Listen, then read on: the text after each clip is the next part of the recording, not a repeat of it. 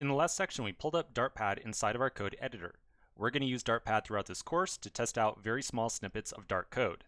In this section, we're going to start off by writing a tiny bit of code. We'll take a break, and then we'll come back and talk about exactly what it's doing. I'm going to first get started by highlighting all of this pre-generated code that I have in here already and deleting it. So we're going to start totally from scratch.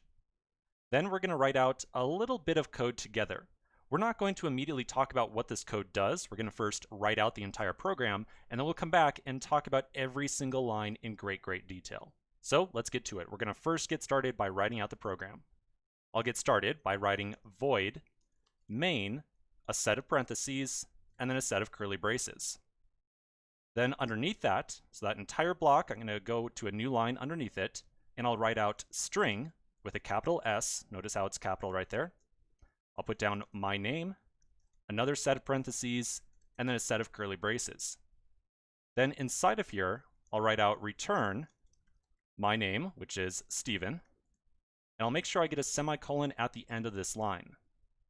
Then back inside of this main thing at the top right here, inside of these curly braces, I will write out var name equals my name, a set of parentheses, and then a semicolon. And then underneath that, I'll do print, another set of parentheses, a set of single quotes, and inside of here, I'll write out my name is, and then $name, like so. And then I'll end that line with a semicolon.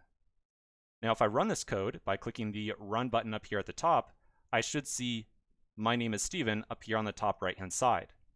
If you see any error messages down here towards the bottom right-hand side, that means that you very likely have a very small typo inside of your code.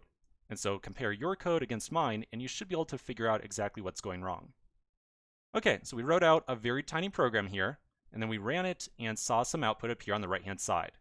Now, this is obviously a very straightforward and simple program, and it might be a little bit boring. I can almost guarantee you that, yeah, you're thinking it's kind of boring right here, but this program is going to teach us quite a bit about some of the basics of the Dart language.